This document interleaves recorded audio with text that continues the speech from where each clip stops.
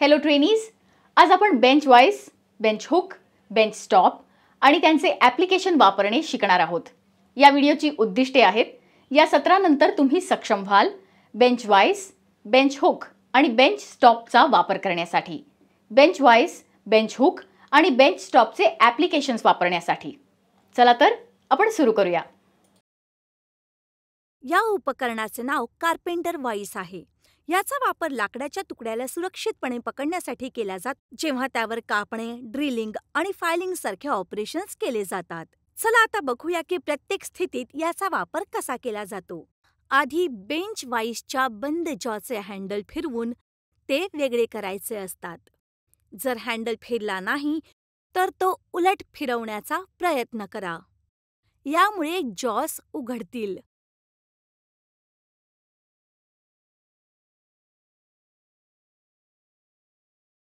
आता कापल्या जाणाऱ्या वर्कपीसला दोन्ही जॉसमध्ये ठेवा.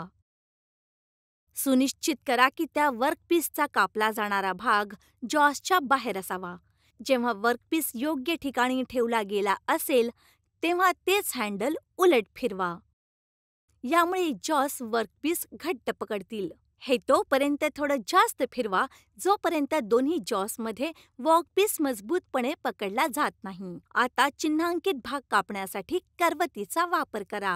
हे तोपर्यंत थोडं जास्त फिरवा जोपर्यंत दोन्ही जॉसमध्ये वर्कपीस मजबूतपणे पकडला जात नाही.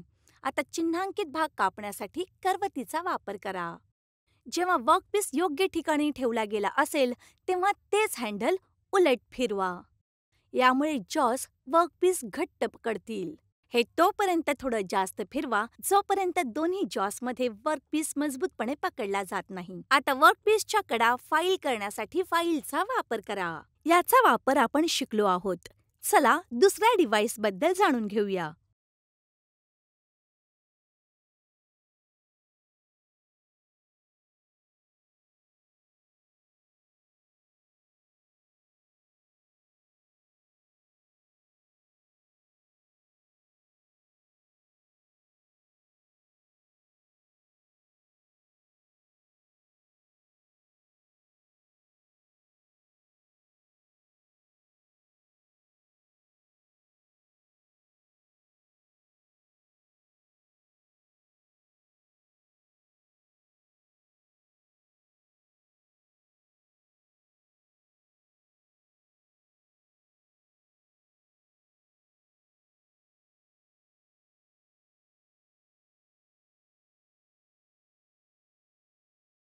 या उपकरणाला बेंच हुक म्हणतात.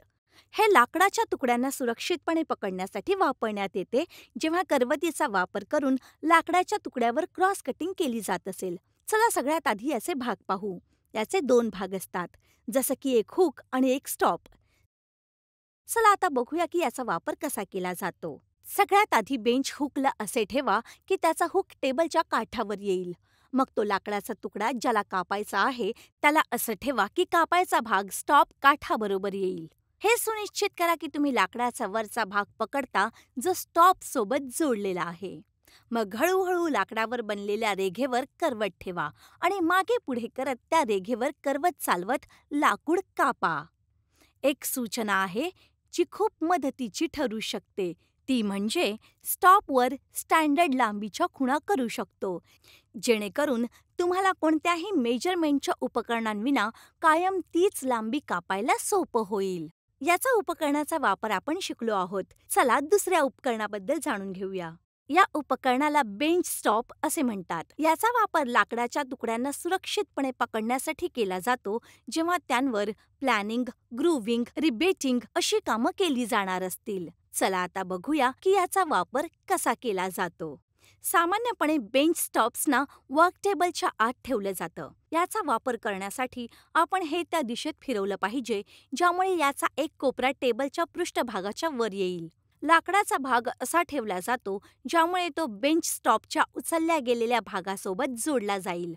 हे सुनिश्चित केलं जाईल की लाकडाच्या भागावर कसलीही क्रिया जसं की प्लॅनिंग, ग्रूव्हिंग, रिबेटिंग केली जाते तेव्हा त्या दिशेत हलणार नाही जे बेंचच्या पृष्ठभागाच्या समांतर असेल.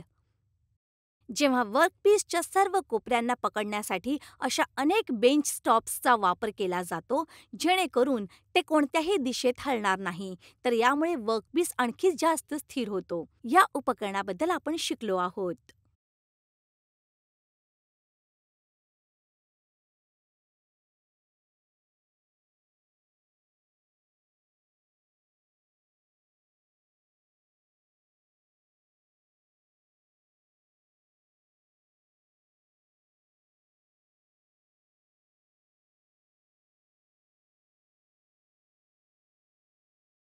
रिकॅप. करवतीवर करवत, छिन्नी यांसारखी क्रिया केली जात असतानाही लाकडी तुकडे सुरक्षितपणे ठेवण्यासाठी बेंच वाईजचा वापर केला जातो. त्याचप्रमाणे लाकडी तुकडे सुरक्षितपणे ठेवण्यासाठी बेंच हुक देखील वापरला जातो. लाकडी तुकडा टेबलच्या पृष्ठभागावर कोणत्याही विशिष्ट दिशेने जाण्यापासून रोखण्यासाठी बेंच स्टॉप उपयुक्त आहे. आशा आहे की या सत्रात शिकवलेले सर्व काही तुम्हाला समजले असेल. दुसऱ्या व्हिडिओमध्ये भेटू. धन्यवाद आणि तोपर्यंत अलविदा.